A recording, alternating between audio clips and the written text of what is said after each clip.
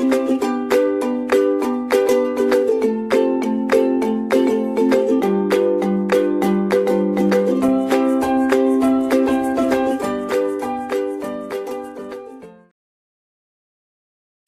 student, we will discuss the next topic in unit first, that is pharmacopoeias, sources of impurities in medicinal agent. As we have already discussed the previous in lecture, different techniques of analysis and expression, molecular concentration, but in this topic we will discuss pharmacopoeias and sources of impurity. As we have discussed, the Indian Pharmacopoeia latest edition 2018, it's look like this, and British Pharmacopoeia 2019. The word pharmacopoeia indicates the pharmacon and poia. Pharmacon एक Greek word है जिसका मतलब है drug और पोइया का मतलब है to make. Okay, तो फार्माकोपिया को अगर हम डिफाइन करें, it is a legally binding collection prepared by a national और regional authority contain list of medicinal substances, crude drugs, formulas for making preparation from them. Student, जैसे कि आपने देखा होगा कि आपको टीचर डिस्कस करते होंगे कि हमें ये प्रोसीजर लेना है, हमें ड्रग का एस्टिमेशन करना है या फिर कोई ड्रग आइडेंटिफाई करना है, तो हम कहते हैं कि हमारी ऑफिशियल बुक है जिसको हम बोलते हैं, अगर हम इंडिया में हैं तो हम इसको इंडियन फार्माकोपिया रेफ़र करते हैं. और इंडियन फार्माकोपिया क्योंकि हमारी कंट्री से इसलिए उसका वर्ड इंडियन जोड़ा गया. तो फार्माकोपिया बेसिकली एक टर्म है जिसमें एक फार्माकोन और पोइया, ये एक ग्रीक वर्ड है. फार्मा का मतलब आप समझते हैं, फार्माकोन का मतलब कि ड्रग और पोइया मतलब टू मेक, मतलब कैसे हम ड्रग को बनाएंगे, ड्रग के एनालिसिस करेंगे, एस्टिमेट करेंगे. तो ये सारी कलेक्शन एक लीगली कलेक्शन होता है, तो उसको हम बोलते हैं फार्माकोपिया. तो फार्माकोपियल कंटेंट में तो बेसिकली जो हम देखते हैं कि जो ड्रग को अरेंजमेंट होता है तो उसको हम बोलते हैं मोनोग्राफ. तो monograph is a collection of detailed information on a particular drug, it's doses form and methods of analysis.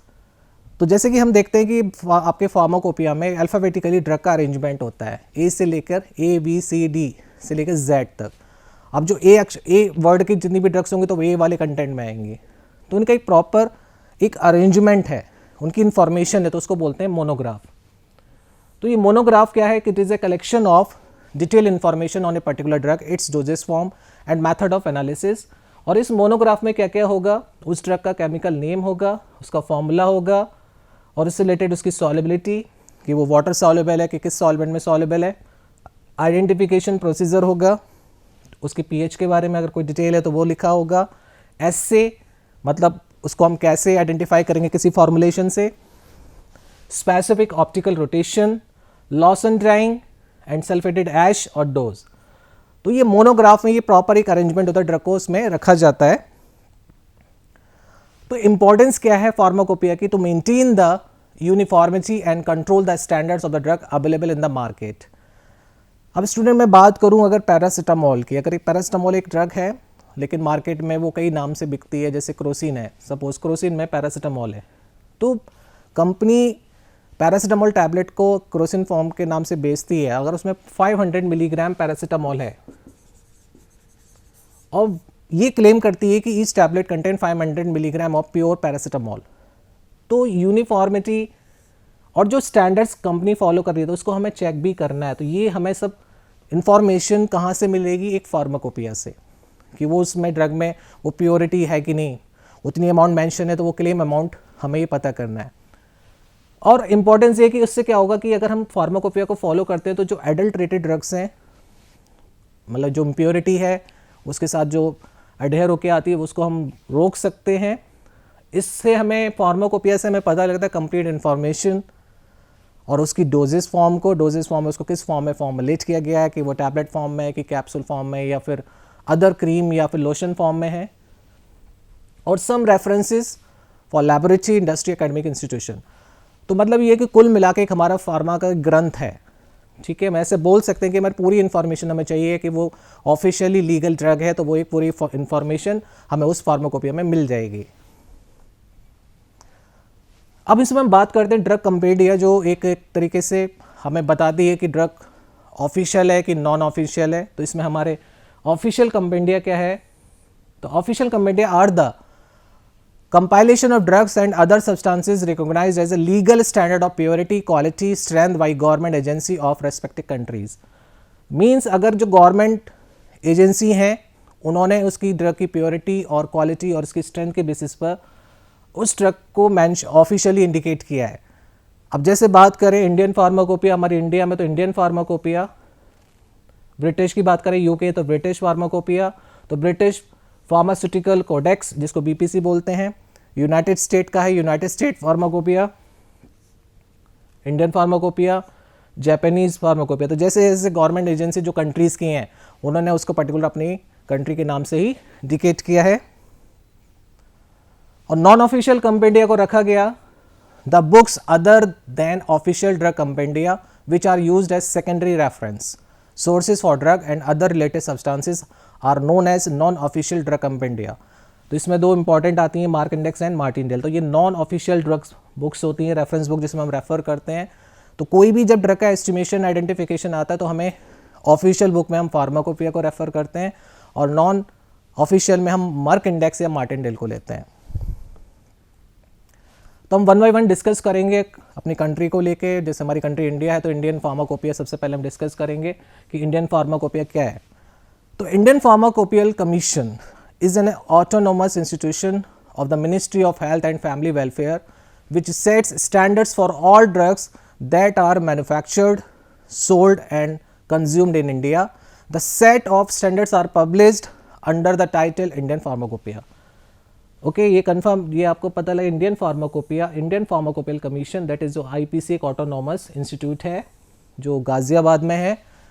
वहाँ पर ये ministry of health and family welfare के अंदर आता है, ministry of health and family welfare, जिसमें एक सब उसके स्टैंडर्ड ड्रग के सारे स्टैंडर्ड्स को रखा जाता है कि वो कैसे मैन्युफैक्चरिंग में आएंगे और कैसे उनकी सेल होगी और वो आगे कंज्यूम होगी।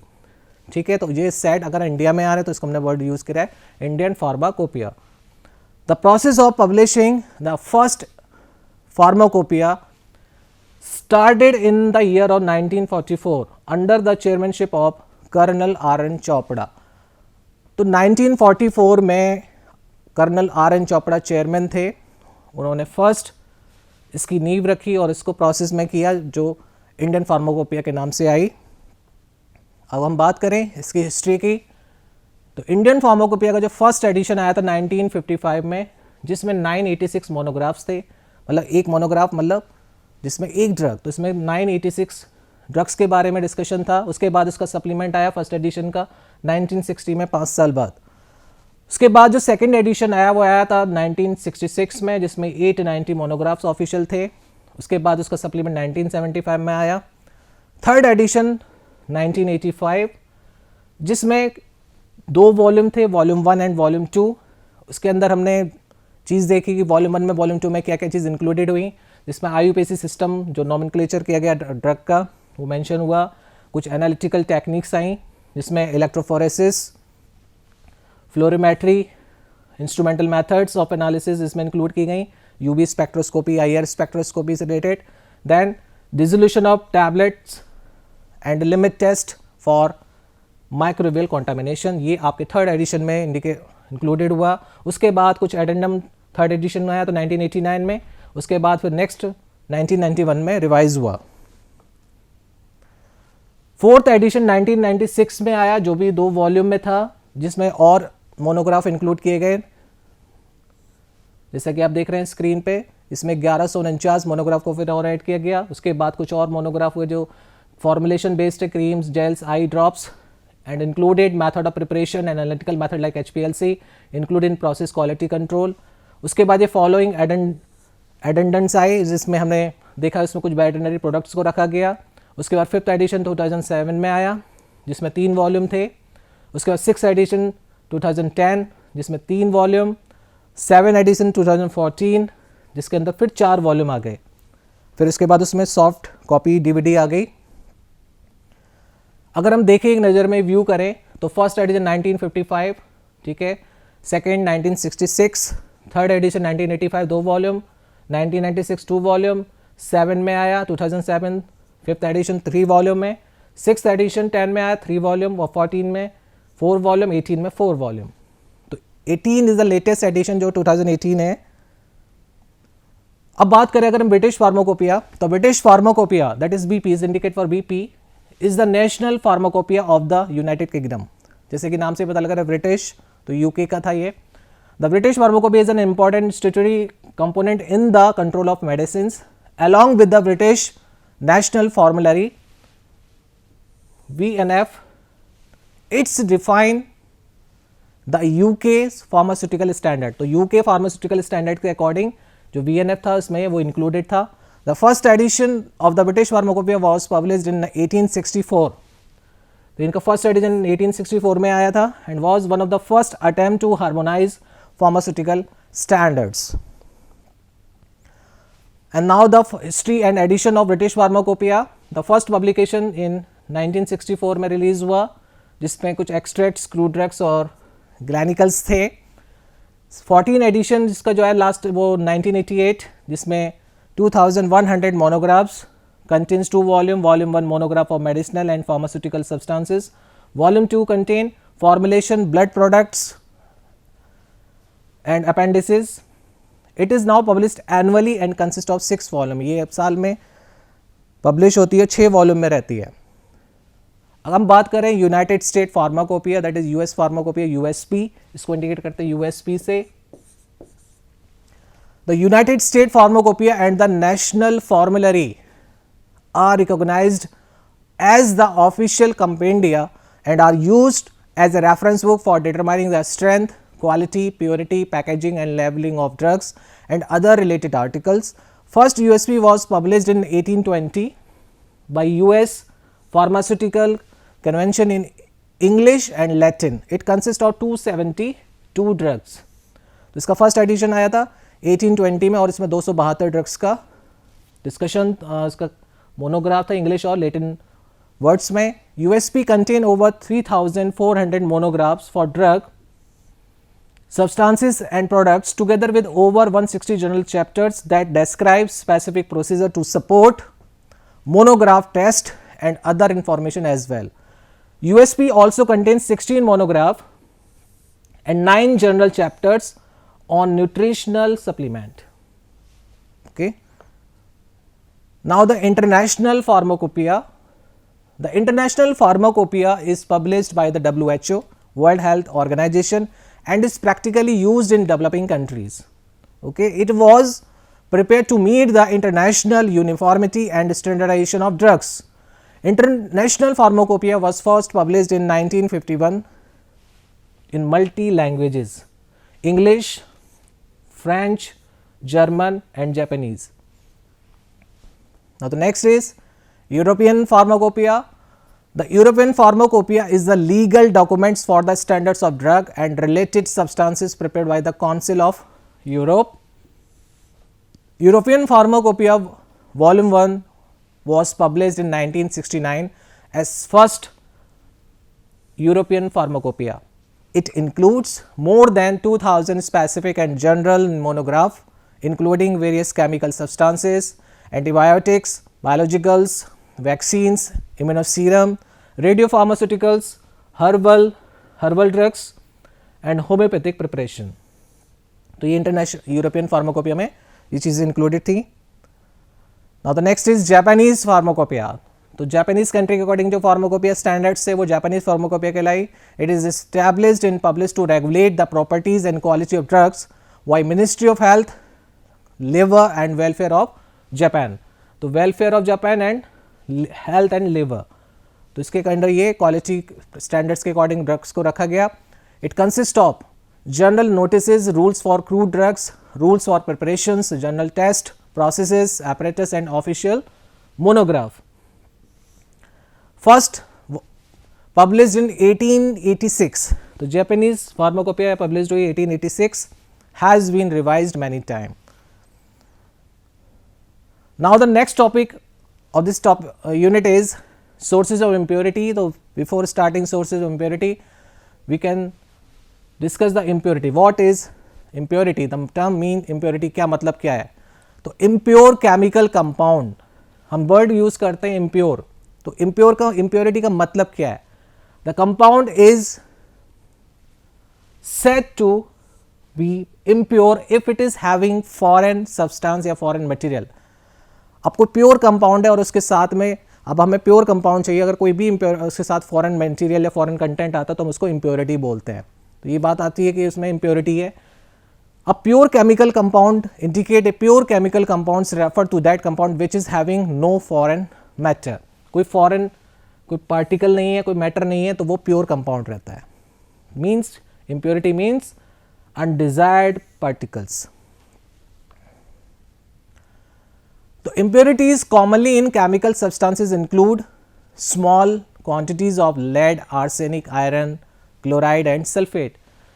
स्टूडेंट्स, हम लोग ये जानते हैं कि ये जो कंपाउंड्स हैं, ये पार्टिकल्स या आयनिक फॉर्म हैं, इनकी एक लिमिट है. इस लिमिट को देखते हुए अगर वो उस लिमिट में मतलब परमिटेबल है, मतलब परमिट कर दी गया है, तो वो ठीक है. अगर वो आपकी परमिट लिमिट से बाहर है तो वो एक इम्प्योरिटी के फॉर्म में है. तो जैसे कि कुछ इम्प्योर सब्सटेंसेस के साथ अगर ये ऐड हो जाते हैं तो फिर तो एक इम्प्योरिटी का वर्ड यूज हो जाता है, तो मतलब ये इम्प्योरिटी कहलाते हैं. तो impurity is commonly found in medicine preparations. The impurity which have toxic effect on body and bring about unpleasant reactions when present beyond certain limits. Lead and arsenic salt. तो ये impurity एक तरीके से toxics हैं, body में बहुत ज़्यादा reactions show करेंगे, अनप्लेजेंट रिएक्शंस होंगे, साइड इफेक्ट्स आएंगे. The impurity which are able to make substance incompatible with other substances. The means the particles, the impurity which if present beyond the limit affect the storage property of the pharmaceutical. The impurity which are harmless but if present beyond the limit it will lower the active strength of the medicinal compound. For example, sodium salt in potassium salt. मतलब ये है कि अगर impurity अगर अपनी limit cross कर रही है, मतलब वो पर्टिकुलर अपने मैंने बताया ना कि एक लिमिट है, उसको पार्ट्स पर मिलियन में रखते हैं, अगर वो लिमिट से ज़्यादा हो रही है अपने एक्टिव कंपाउंड से तो उससे साइड इफ़ेक्ट्स और टॉक्सिसिटी क्रिएट होगी. अब क्या होता है कि जो हमने पीरियोडिक टेबल देखी है कि हमारे फैमिली मेम्बर्स हैं, जैसे सोडियम पोटेशियम साथ में चलेंगे, अगर वो सॉल्ट में अगर पोटेशियम इम्प्योरिटी के फॉर्म में अगर वो ज़्यादा आ गया तो साइड इफ़ेक्ट्स या साइड रिएक्शंस देखी जा सकती हैं. Now the main topic is sources of impurity, कि कौन कौन से सोर्सेज हैं कि इम्प्योरिटी इंट्रैप्ट करेंगी. The various sources of impurity in pharmaceutical products are reagents, जो रिएजेंट्स यूज किए जा रहे हैं, heavy metals, ligands, catalyst and other material like filtrates, charcoal and the like degraded and products obtained during after manufacturing of world drugs from hydrolysis, photolysis, cleavage, oxidative degradation and decarboxylation. तो source of impurity क्या हो सकती है कि impurity कहाँ से entrap करेगी, हमारे पास सोर्सेज कहाँ से, जैसे कोई प्रोडक्ट बनकर आ रहा है रॉ मटेरियल से, तो रॉ मटेरियल जहाँ जहाँ से स्टेजेस से गुजर रहा है उसमें कई सारी रिएक्शंस आ रही हैं, कई सारे रिएजेंट्स यूज़ किए जा रहे हैं, कंटेनर्स में होकर आ रहा है, तो वहाँ से कोई ना कोई impurity, foreign particle, foreign material entrap कर जाता है. कुछ रिएक्शंस हो जाती हैं like hydrolysis, photolytic cleavage, oxidative या रिडक्शन रिएक्शन या डिकार्बोक्सिलेशन रिएक्शन. तो इसकी वजह से जो मेन एक्टिव कंपाउंड है वो इम्प्योर हो जाता है. The type and amount of impurity present in the chemicals और pharmaceutical substances depends upon several factor like those listed below. अब देखें कौन कौन से फैक्टर्स हैं जो इम्प्योरिटी क्रिएट कर रहे हैं. The first one is raw material use in manufacturing. तो रॉ मटेरियल आएगा तो वो जो मैन्युफैक्चरिंग में अगर वही उसमें इम्प्योरिटी है तो वहाँ से भी इम्प्योरिटी इंट्रैप करने के चांसेस बढ़ेंगे. जो रिएजेंट यूज़ किए जा रहे हैं, reagent used in manufacturing processes, ठीक है. Methods, process used in manufacture और मेथड ऑफ मैन्युफैक्चरिंग, ठीक है. अगर हमने कोई रॉन्ग मेथड चूज़ कर ली उसकी वजह से भी इम्प्योरिटी इंट्रैप करती है. केमिकल प्रोसेसेस, कोई केमिकल रिएक्शन है, अगर उसके लिए कोई कंडीशन है तो वो उस कंडीशन में नहीं हुई तो उसकी वजह से भी इम्प्योरिटी इंट्रैप करेगी. Atmospheric contamination, during the manufacturing. Atmospheric contamination में हम लोग देखते हैं कि मॉइस्चर, ठीक है, टेम्परेचर, उसके वजह से केमिकल रिएक्शंस में चेंजेस की वजह से प्रोडक्ट में भी दिक्कत आती है और उसकी वजह से इम्प्योरिटी आ जाती है। And next is intermediate products in the manufacturing process. Raw material से जब फाइनल प्रोडक्ट बनता है तो इंटरमीडिएट का फॉर्मेशन, इंटरमीडिएट प्रोडक्ट रहता है।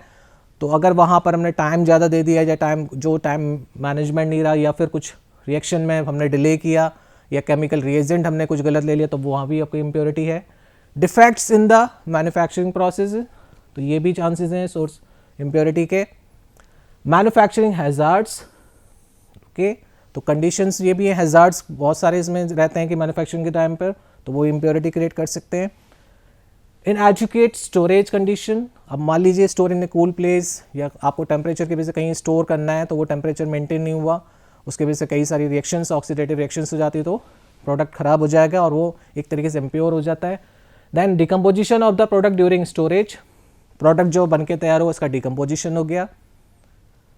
देन एक्सीडेंटल सब्सटीट्यूशन और डेलिब्रेट एडल्ट्रेशन विद स्पूरियस और यूजलेस मटेरियल, तो एक्सीडेंटल सब्सटीट्यूशन हो जाता है या फिर कहीं से कोई इम्प्योरिटी या फिर स्पूरियस प्रोडक्ट हम यूज कर रहे हैं रॉ मटेरियल। अब बात करें सोर्स इम्प्योरिटी में, the organic impurity, inorganic impurities and residual solvent, जो सॉल्वेंट हम यूज करते हैं कोई रिएक्शन प्रोसेस में या फिर पर्टिकुलर मेथड में। तो ऑर्गेनिक इम्प्योरिटीज कह रहे थे starting material, by products, intermediate, degradation product, reagent, reagents and catalyst. These are the organic impurities. And next is inorganic impurities. Reagents हो सकते हैं, catalyst, heavy metals, heavy metals में inorganic salts, filtrates, charcoal, तो ये inorganic impurities है। Residual solvent, जो solvent हम use कर रहे हैं जिसमें सॉल्वेंट को हम कैटेगराइज करते हैं क्लास 1, क्लास 2 एंड क्लास 3। तो class 1 solvents to be avoided, solvents to be limited and solvent with low toxic potential. तो these are the residual solvent जिसमें solvents to be avoided, solvents to be limited and solvents with low toxic potential. तो these are the sources of impurity, organic impurity, inorganic impurity and residual impurity. तो student इस topic में हम फिर से एक बार revise करेंगे। जैसा कि हमने डिस्कस किया फर्स्ट और टॉपिक आपका फार्माकोपिया। तो फार्माकोपिया मैंने आपको बताया कि फार्माकोपिया होता क्या है, कि pharmacopoeia means the drug to make drug. It is Greek word pharmakon and poia means to make. So it is a legally binding collection prepared by a national or regional authority and contain list of medical substances, crude drugs and formula. तो important बात है कि इस book में क्या होगा, medicinal substance की एक लिस्ट होगी, ठीक है, क्रूड ड्रग्स की, और उसका फॉर्मूला और उसका जो कैसे इसको बनाना है उसके बारे में इसमें पूरा डिस्कशन होगा। और ये लीगली ऑथराइज्ड बुक है जिसको हमने देखा आगे फार्माकोपियल कंटेंट में कि एक मोनोग्राफ, ये मोनोग्राफ का मतलब क्या है, it is a collection of detail information on a particular drug, it's doses form and methods of analysis. तो मोनोग्राफ एक प्रॉपर एक अरेंजमेंट है ड्रग का जहाँ पर हम उस पर्टिकुलर ड्रग के डोजेस फॉर्म को डिस्कस करते हैं या उसके एनालिसिस को डिस्कस करते हैं। तो ये monograph contain a chemical name, formula, solubility, identification, how to identify and the pH, assay, specific optical rotation, loss on drying and ash value, that is sulfated ash या dose। तो ये particular monograph में एक proper drug का उसमें arrangement होगा। तो importance क्या है फार्माकोपिया की, to maintain the uniformity and control the standards of drug available in market, ठीक है, avoid adulterated drugs, that is complete information on drug and their doses form. The next is references for laboratory, industry and academic institution. That is ये एक reference book है जिसमें हम कैसे drug को बनाएंगे, कैसे ड्रग को आइडेंटिफाई करेंगे, टेस्ट करेंगे, ये सारी चीज़ें इसमें इंक्लूडेड रहती हैं। तो ड्रग कंपेंडिया, फार्माकोपिया में ड्रग कंपेंडिया, और इसको अगर हम बोले तो उसमें हम दो तरीके से डिवाइड करते हैं, ऑफिशियल कंपेंडिया और नॉन ऑफिशियल कंपेंडिया। तो ऑफिशियल कंपेंडिया में क्या रहता है, these are the compilation of drugs and other substances recognised as legal standards of purity, quality and strength. तो प्योरिटी, क्वालिटी और स्ट्रेंथ के बेसिस पे इस ड्रग का कंपाइलेशन करते हैं। तो और जो रेस्पेक्टेड कंट्रीज़ हैं, गवर्नमेंट एजेंसी हैं, उसके अकॉर्डिंग उसको नाम दिया जाता है, जैसे British pharmacopoeia, British pharmaceutical codex, United State pharmacopoeia, Indian pharmacopoeia, Japanese pharmacopoeia. जैसे कि हमने देखा फार्माकोपिया में non official compendia, the book other than official drug compendia which are used as secondary reference sources for drugs and other related substances are known as non official drug compendia, जिसमें Merck Index और Martindale आता है non official compendia में। तो इसमें Merck Index और Martindale, these are the references official and non official. Official में क्या आएगा, Indian pharmacopoeia, British pharmacopoeia, United State pharmacopoeia, और जो कंट्री से रिकोगनाइज्ड हैं उनके नाम के अकॉर्डिंग आएगा। हम रेफरेंस में, जैसे हम इंडिया में रहते हैं तो हम ज़्यादातर हम इंडियन फार्माकोपिया को रेफर करते हैं, नॉन ऑफिशियल में हम मार्क इंडेक्स और मार्टिनडेल को लेते हैं। तो इंडियन फार्माकोपिया हमने देखा, तो इंडियन फार्माकोपिया एक ऑफिशियल बुक पब्लिश्ड होती है। इंडियन फार्माकोपियल कमीशन एक इंस्टीट्यूट है ऑटोनॉमस, जो ministry of health and family welfare के अंडर में आता है, और वो सब स्टैंडर्ड को देखते हुए सारे जितने स्टैंडर्ड्स हैं, क्वालिटी, स्ट्रेंथ और प्योरिटी के बेसिस पे स्टैंडर्ड्स मेंटेन किए जाते हैं। और वो बुक जो लीगली बाइंडेड हुई है, वो जहाँ मैन्युफैक्चरिंग है वो फॉलो करेगा एज ए रेफरेंस में। अगर वो सेल हो रही है, सोल्ड हो चुकी है या कंज्यूम्ड हुई है, ये सब इसके अंडर आएगा। And the set of standards are publish under the title Indian pharmacopoeia. जो हमने ड्रग के स्टैंडर्ड्स बनाए हैं, हम उसको इंडियन फार्माकोपिया बोलते हैं। At the process of publishing the first pharmacopoeia कब आई थी, 1944 में, under the chairmanship of colonel R.N. Chopra. और जैसे कि हमने देखा था कि इसका फर्स्ट एडिशन आया था 1955 में, सेकंड आया था 1966, फिर उसके बाद 1985 में आया, जो 2 वॉल्यूम में आया सबसे पहले। उसके बाद एडेंडेंट आए थे इसके 1989 और 1991 में। फोर्थ एडिशन 1996 में आया, ये भी 2 वॉल्यूम में था। इसमें कुछ मोनोग्राफ्स इंक्लूड किए गए, ठीक है, कुछ इसमें फॉर्मुलेशंस बेस्ड मोनोग्राफ्स ऐड हुए, जैसे कि आप स्क्रीन पे देख रहे हैं। कुछ क्वालिटी कंट्रोल पैरामीटर्स को लिया गया, इन प्रोसेस क्वालिटी कंट्रोल। उसके बाद इसमें वेटरनरी प्रोडक्ट्स को ऐड किया गया, ठीक है, 4th एडिशन में। उसके बाद 5th एडिशन जो देखा गया वो आया 2007 में, ये 3 वॉल्यूम में था। उसके बाद आया 6th एडिशन 10 में, वो 3 वॉल्यूम में था। 7th एडिशन 2014 में, ये था इसमें 4 वॉल्यूम में।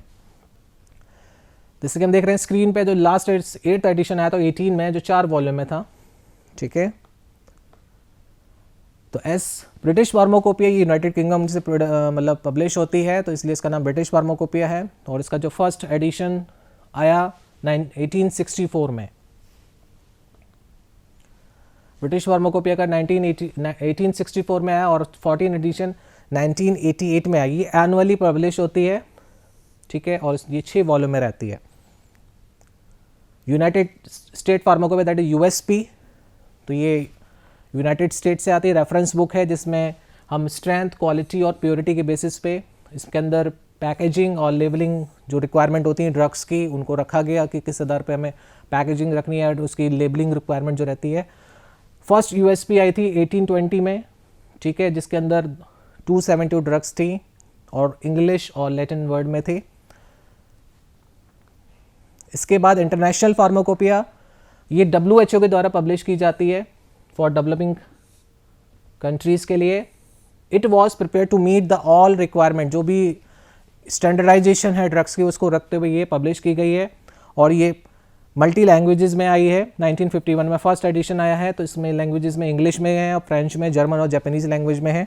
इसके बाद देखें अगर हम यूरोपियन में, तो यूरोपियन फार्माकोपिया, तो इसका फर्स्ट वॉल्यूम जो आया था 1969 में फर्स्ट पब्लिश हुई थी। इसमें 2000 से ज़्यादा मोनोग्राफ्स थे, ठीक है, और इसमें जो इंक्लूड थे chemical substances, antibiotic, biologicals, vaccines, immunoserum, radiopharmaceutical और हर्बल ड्रग्स और एंड होम्योपैथिक प्रिपरेशंस। तो जापानीज़ फार्माकोपिया जैसे स्क्रीन पे देख रहे हैं, जापानीज़ फार्माकोपिया भी जो ministry of health and labour and welfare of Japan के अंडर में पब्लिश हुई थी, और इसका फर्स्ट पब्लिकेशन था 1886 में। तो ये हमने फार्माकोपिया के बारे में देखा। अगर हम देखें तो इम्प्योरिटीज़, तो मैंने जैसे भी बताया कि इम्प्योरिटी क्या है, जो फॉरेन मटेरियल या फॉरेन पार्टिकल, किसी भी प्योर केमिकल में कोई फॉरेन पार्टिकल आ जाता है तो वो इम्प्योरिटी कहलाता है। तो हमने ये चीज़ देखी तो कि इम्प्योरिटी क्या है, अनडिजायर्ड पार्टिकल। अगर हम बात करें इसके सोर्सेज की, क्योंकि इम्प्योरिटी होगी तो टॉक्सिक इफेक्ट और साइड रिएक्शंस होती हैं और हार्मफुल होता है। अगर हम वेरियस सोर्सेज देखें तो raw material used in manufacturing, reagent used in manufacturing process, method process used in manufacturing or method of manufacturing, chemical processes used in the manufacture, atmospheric contamination,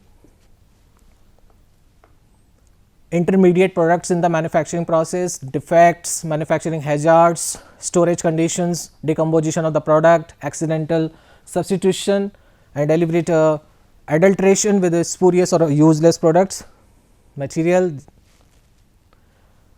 source impurity को हम अगर differentiate करें organic impurity inorganic impurity, तो कहाँ कहाँ से ये चीज़ आएंगे, तो इसमें एक रेजिडुअल सॉल्वेंट्स भी रहते हैं कि सॉल्वेंट्स भी इम्प्योरिटी क्रिएट कर सकते हैं.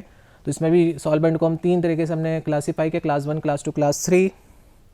ऑर्गेनिक इम्प्योरिटी जैसे स्टार्टिंग मटेरियल में बाई प्रोडक्ट्स बनते हैं, इंटरमीडिएट, डिग्रेडेशन, रिएजेंट्स. इनऑर्गेनिक में हैवी मेटल्स इंपॉर्टेंट, ये इनऑर्गेनिक या inorganic salts, these are the inorganic impurities. Solvents class 1, class 2, class 3. तो solvents to be avoided, class 1 to be avoided, class 2 to be limited and with low toxic potential. So these are the sources of impurities. Okay, thank you so much.